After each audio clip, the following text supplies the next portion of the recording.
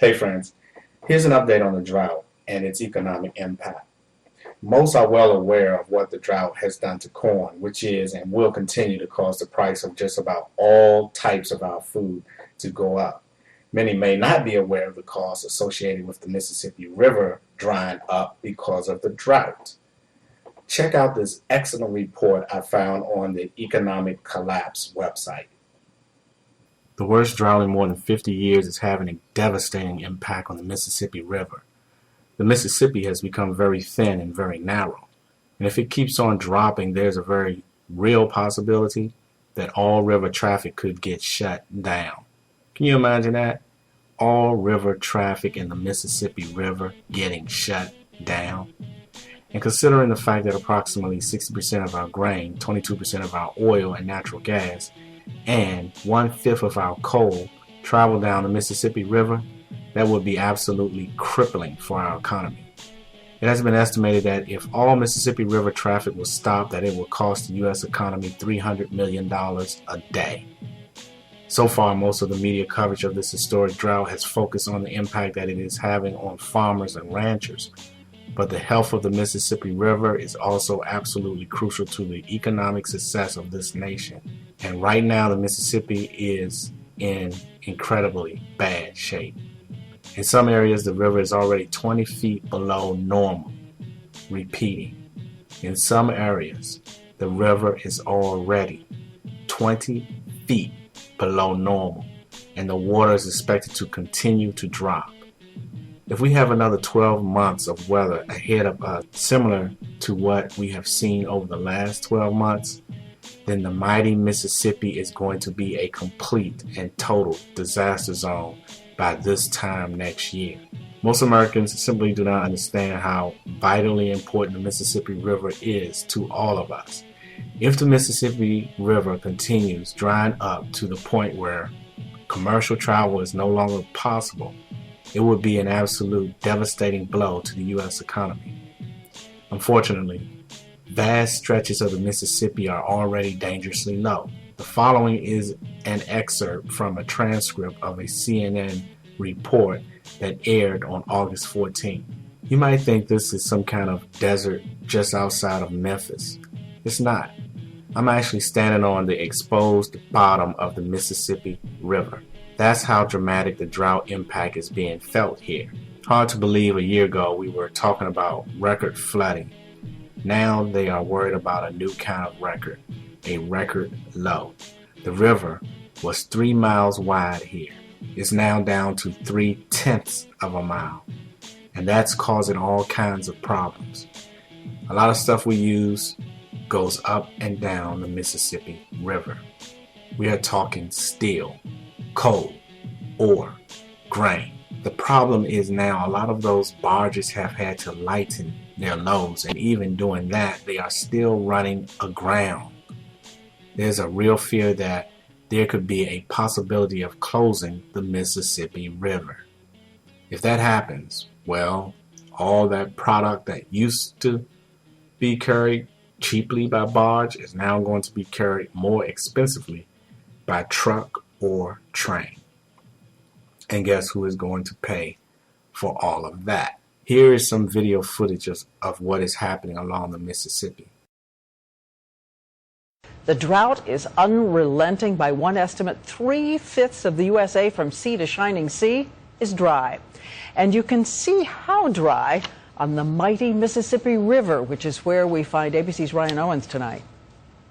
You're looking at an Indiana golf course. It's so dry, balls drop through the cracks of what any other summer is a water hazard. In Nebraska, this river is so low, the fish have no place to swim.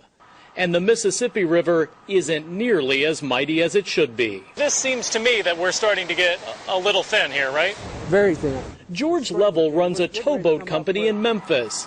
His crews navigate massive barges through these increasingly narrow channels dotted with dry docks. One of his men shot this picture of an island that appeared right in front of his boat. We lose another couple of feet, they're going to be in bad shape. Watch when our captain hit a shallow spot. Nothing but thick, dark mud spewing from the back of the boat. The river is more than 17 feet below normal. Crews are forced to lighten the load on these barges so they won't run aground, increasing the cost of transporting everything from coal to corn. Today, the Agriculture Secretary updated the president on just how dire this drought has become. I get on my knees every day, and I'm saying an extra prayer now. If I had a rain prayer or rain dance I could do, I would do it. Ryan Owens, ABC News, Memphis. We're on the bridge of the Joseph Barrett Jones as Captain Gene Waller threads a string of barges nearly 4 football fields long up the shrunken Mississippi River. Yeah, I think it's a little shallow above that river, so I'm not going to go by normal. In his 28 years of piloting towboats for the Canal Barge Company, he's never seen the Mississippi drop so far, so fast. What's the biggest thing that worries you? The unexpectedly hitting a shallow spot. Running into the bottom. Right. Just ahead, he's heard the river's only 9 feet deep. He sits 9 feet 3 inches in the water. You're deeper in the water than that water is deep. Right. How often do you find yourself looking at that depth gauge? All the time. He's got reason to be nervous. Over the last 2 weeks, boats and barges have been running aground nearly every day. We probably had on order of 15 to 20 different small incidents or groundings, some of them in the channel and some of the outside of the channel. How does that compare to a normal time? I would say that's probably certainly an increase from what we normally see. And there are other problems. The giant American Queen has to let passengers off on a levee because the water is too shallow where it normally docks. Huge areas of riverbeds sit exposed, looking like desert, causing one lawmaker to quit. The Mississippi's got more beaches than Florida, which would be funny if it wasn't about to cost us all. You see, the Mississippi moves all sorts of things we use a lot of, like grain, oil, coal, and steel. Everybody's having to lighten the loads up and knock the barge the size of the toes down. So here's the math. If you want to raise the average barge 1 inch in the water, you've got to take off 17 tons of cargo. To raise it a foot, you're talking 200 tons. And since, according to the American Waterways operators, moving cargo by river is $11 a ton cheaper than by train or truck, the more that now has to be moved on land, well, the more the costs go up. And eventually the consumer is going to pay that price somewhere along the line. That's Stephen Berry with the Army Corps of Engineers. I asked him the question that's on many people's minds. They're worried the river could close. What would you say? Well, I don't. I think with the proactive stance the Corps is taking, I don't see the river actually closing. That proactive stance includes building thousands of rock dikes like these that jut into the water all along the river. And this is what they do. The water comes downstream, and during the drought, it's redirected, deflected into the center of the river. It makes the channel deeper, and it scours out the silt. But engineering can only do so much. The rest is up to nature. Just how much rain would it take to make the river right? 20 inches. Right, and that would be at on a regular and recurring basis. That's not in the forecast. Long-range predictions actually show the river dropping another 2 to 3 feet, which is why Captain Waller and others on the Mississippi fear life could be about to hit bottom. Well, we just keep going till she quits moving. This is the Mississippi River, July 25th, 2012, and this is what the river looks like during a drought. This is about as low, at least that I've ever seen it. Here's a picture from 2008. It'll give you an idea of where the water's normally at, which is pretty much the tree line.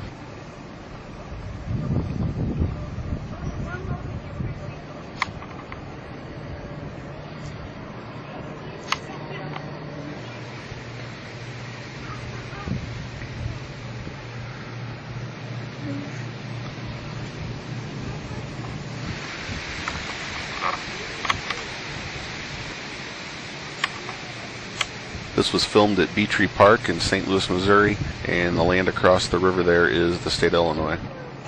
Hope you enjoyed this view of the Mississippi River, and thanks for watching. It really is amazing that last year we were talking about historic flooding along the Mississippi, and this year I'm talking about the Mississippi possibly drying up.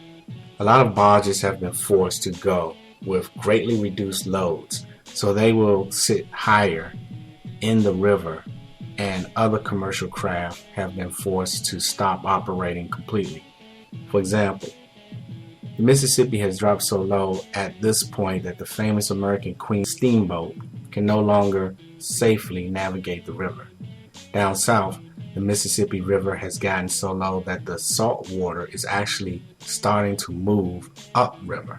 The U.S. Army Corps of Engineers is fighting hard to keep that contained. Other waterways in the middle part of the country are in even worse shape. For example, a 100-mile stretch of the Platte River has already dried up. Millions of fish are dying as rivers and streams all over the country continue to get shallower and warmer as a result of the ongoing drought. The last time the condition of the Mississippi River was this bad was back in 1988. At that time, a lot of barge traffic was stopped completely and the shipping industry lost approximately $1 billion. If a similar thing were to happen now, the consequences could potentially be far worse. In fact, one towing company that works on the Mississippi says that it has already been losing about $500,000 a month since May. In the end, who is going to pay for all of this? You and I will. In fact, this crisis could end up costing American consumers a whole lot of money. So here's the math. If you want to raise the average barge 1 inch above the water, you've got to take off 17 tons of cargo. To raise it a foot, you're talking 200 tons. And since, according to the American waterway operators, moving cargo by river is $11 a ton cheaper than by train or truck, the more that now has to be moved on land, well, the more the costs go up. And eventually the consumer is going to pay that price somewhere along the line. And considering the fact that we are already facing a potential food crisis due to the drought, the last thing we need is for the Mississippi River to dry up. So is there any hope on the horizon for the Mississippi?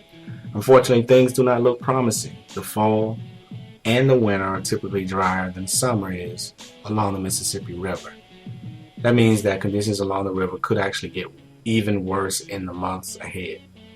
But without significant rainfall, which isn't in any long-range forecast, things are likely to get worse. As summer turns to fall, the weather tends to get drier. Lower temperatures generally mean fewer thunderstorms and less rainfall. Take away the thunderstorm mechanism and you run into more serious problems, says Alex Sosnowski, expert senior meteorologist for AccuWeather.com. And while droughts tend to be a temporary setback, long-range forecasts are troublesome. Sosnowski says he is anticipating an El Nino weather pattern next year, which would mean below normal snowfall and above average temperatures. Let us hope and pray that we don't see another 12 months similar to the 12 months that we have just been through. The U.S. economy is already in bad enough shape. We don't need any more major problems on top of what we are already dealing with. I'm sure you will agree that this is something to keep an eye on because we could be spending significantly more of our income on food. Please also remember that a conflict in the Middle East that may cause a reduction in oil supply will also cause the price of food to increase. Thanks for watching. If you find this information to be important, please share it with others. You can also assist with allowing others to see this video by clicking the like button. Please leave a comment. Thanks for watching. Peace and love. Thanks for watching Kingdom Knowledge News.